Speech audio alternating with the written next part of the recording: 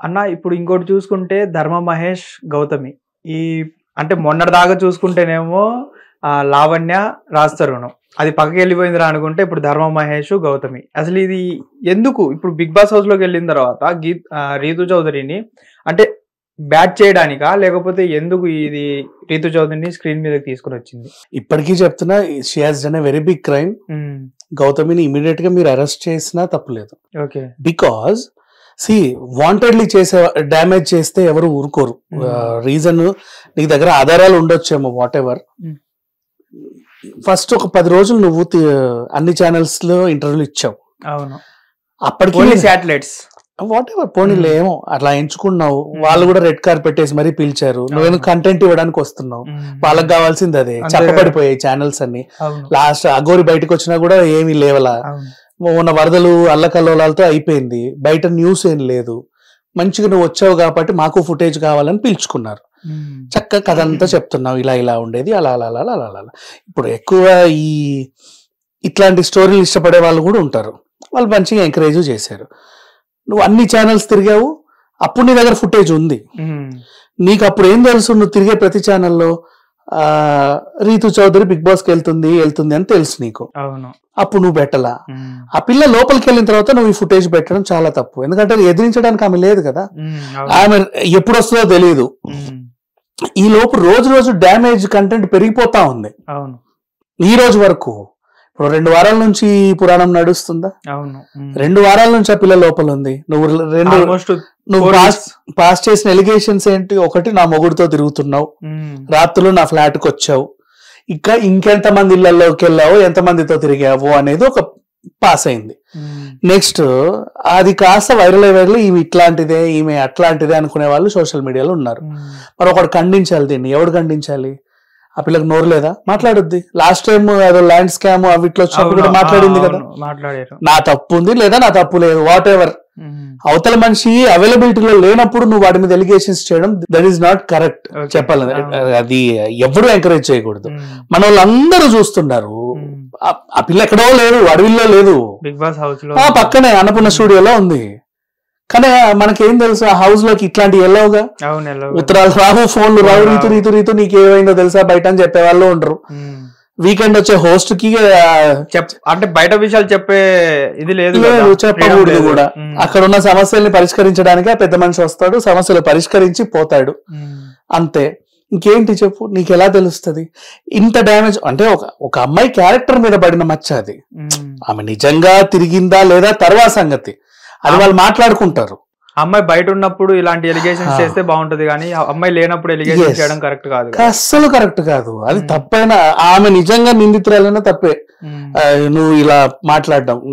First ఈ అమ్మాయిని arrest చేయాలి ఇమీడియట్లీ, లేదా ఆ పిల్ల బయటకు వస్తే పరువు నష్టం దావా వేసినా ఫేస్ చేయాలి. ఎంత డ్యామేజ్ చేస్తున్నావు రోజుకి. ఇప్పటికి ఈ రోజు మనం మాట్లాడుకుంటున్నామా 2 వారాలైనా కూడా.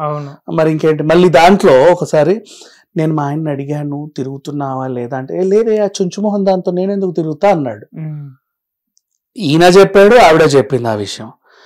రీతు చౌదరి మొహన్ వేసి చుంచుమోహంది అంటున్నారు. ఇప్పుడు ఆ పదం మళ్ళీ అది వైరల్ అయింది.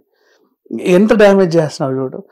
ఆ పిల్లకేమో అదేంటిది ఓకే పడుతున్నాయి, ఎంతో కొంత కంటెంట్ ఇస్తుంది కాబట్టి నామినేషన్ లిస్ట్ కి అయితే రావట్లా. ఒకసారి బయటకు వచ్చిన తర్వాత ఇంత డ్యామేజ్ జరిగినప్పుడు నువ్వు అసలు బిగ్ బాస్ కి ఎందుకు వెళ్ళింది అమ్మాయి? బయట ఉన్నప్పుడు నా మీద 1-2 కాంట్రవర్సీలు వచ్చాయి. ఆ కాంట్రవర్సీలో ఉంది నేను కాదు, నేనంటే ఏంటో నిరూపించుకోవడానికి ఒక ప్లాట్ఫామ్ కావాలి అనుకునే వాళ్ళు ఈ హౌస్ కి వెళ్తారు మామూలుగా. ఇప్పుడు ఎందుకు నువ్వు రమ్య చిట్టి పికిల్స్ నే పంపాలనుకున్నావు? ఎందుకు నువ్వు దివ్యల మాధురినే పంపాలనుకున్నావు? ఎందుకు నువ్వు అఘోరి శ్రీవర్షిని వెళ్తే బాగుండు అనుకున్నావు? బయట కొంతమంది నెగిటివ్ గానో పాజిటివ్ గానో బాగా వైరల్ అయితే అసలు వాళ్ళు ఏంటో చూపించే ప్లాట్ఫామ్ ఇది. ఓహో నువ్వు నిజంగా ఇలాంటి దానివే అందుకే ఇలా అయింది అని డిసైడ్ చేస్తారు. లేదా అరే పాపం చాలా మంచిది అమ్మాయి, ఎందుకు బయట అట్లాంటిది వచ్చింది, తన మెంటాలిటీది కాదు, ఇలాంటివి వస్తాయి అంతే కదా. ఇప్పుడు దివ్యల మాధురిది ఏంటి, మా నమ్మగుడిని ఎత్తుకెళ్ళింది అనేది ఆవిడ మీద ఉన్న ఆరోపణ. అలాగే చిట్టి పిగిలి ఈ పిల్లలు బూతులే మాట్లాడతారు, వీళ్ళకి మంచి మాటలు రావు, ఇట్లాంటివే కదా. ఫుల్ ఎక్స్పోజ్ చేశారు. సో ఇలాంటి కంటెంట్ మాత్రమే. ఇట్లా ఉన్నప్పుడు పాపం ఏదో మేము అట్లా కాదండి అని నిరూపించుకోవడానికి ఒక హౌస్ దొరికితే అందరూ చూస్తారు కాబట్టి, మన దగ్గర కొంచెం పాపులర్ షో కాబట్టి, రేటింగ్ టీఆర్పీ కూడా ఎక్కువ కాబట్టి అవకాశం ఉంది, పైగా 24/7 లైవ్ గా కూడా చూసే అవకాశం ఉంది, సౌలభ్యం ఉంది దానికి. They will see. ఏంటో మీరు అయిపోయింది, సరే డ్యామేజ్ అయితే అయ్యింది, సంతోషం. నీకు కావాల్సిన ఫుటేజ్ వచ్చింది, ఆ పిల్ల మీద ఎలిగేషన్ అయితే పాస్ చేసావు. నీకు కావాల్సింది ఏంటి యాక్చువల్గా? డ్యామేజ్ చేయడమా, న్యాయం కావాలా? ఇప్పుడు నువ్వు కోర్టుకో పోలీస్ స్టేషన్ కి వెళ్తే నీకు న్యాయం జరుగుతుంది. డ్యామేజ్ చేయాలంటే ఇదే వీడియో నువ్వు కోర్టులో పెట్టు, అవునండి ఇట్లా తిరుగుతుంటే నాకు నచ్చలేదండి అందుకే నేను విడిపోవాలనుకుంటున్నాను అంటే, బాబు నీకు ఇష్టం, నేను విడిపోవాలనుకుంటా, సరే ఇంత భరణం ఇవ్వు, ఆ పిల్లోడి బాధ్యత ఏంటో చూసుకో, ఇలా ఇలా ఇలా ఇలా ఇలా ఏదో రాస్తాడు, సెటిల్ అయిపోతుంది. లేదు నీకేం కావాలి, ఆస్తి అంత కావాలా, అడుగు, ఇస్తాడు. ఇవ్వనంటే అప్పుడు మళ్ళీ రచ్చకెక్కు, నాకు ఇవ్వనంటున్నారండి అని. అదే అట్లా అయినా చెప్పు, నీకేం కావాలి, you are doing damage, only damage అంతే, అంతకుమించి ఏం జరగట్లా. మీకు మొన్న ఒక ఛానల్లో వీళ్ళిద్దరు ఎట్ ఏ టైం కలిశారు, కలవలేదు, అలా మార్ఫింగ్ చేశారు. అవునా?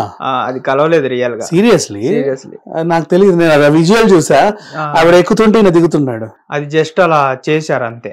అలా ఎలా చేశారబ్బా? చేస్తారు, ఎన్నో చేస్తున్నప్పుడు అది చేయడంలో పెద్ద వింతే ఉంది. ఇదేదో బాగుంది. సరే పిలిచినా తప్పే ఉందిలే, ఛానల్స్ కావాల్సింది కూడా అదే ఎంటర్టైన్మెంట్. ఇప్పుడు సడన్ గా వాళ్ళని పిలిచినట్టు వీళ్ళకి చెప్పరు, వాళ్ళు చెప్పరు, కూర్చోబెట్టి చెప్పండి కొట్టుకు చావండి, ఏటీఆర్పీ పెంచండి. సడన్ గా వాళ్ళిద్దరు ఇలా వచ్చినప్పుడు మరి కూర్చొని ఆర్గ్యూ చేసుకుంటారు కదా, ఇద్దరు ఆపేస్తారు కదా, ఎందుకంటే కంటెంట్ ఎక్కువ వస్తుంది కాబట్టి, అలా పంపించారు కదా బయటికి. ఏమో అక్కడైతే అలా జరిగింది, వాట్ ఎవర్. అండ్ మహేష్ పాపం నిన్నగాక మొన్నే ఆ పిల్లోడిని పాప వాళ్ళకి బాబు అనుకుంటా చూపించారంట, నిన్న కాక మొన్న. అప్పటి వరకు బాబుని చూడలే అబ్బాయి, ఈ ఇష్యూ స్టార్టింగ్ నుంచి ఇప్పటిదాకా బాబుని చూడలే, మొన్న చూసాడు.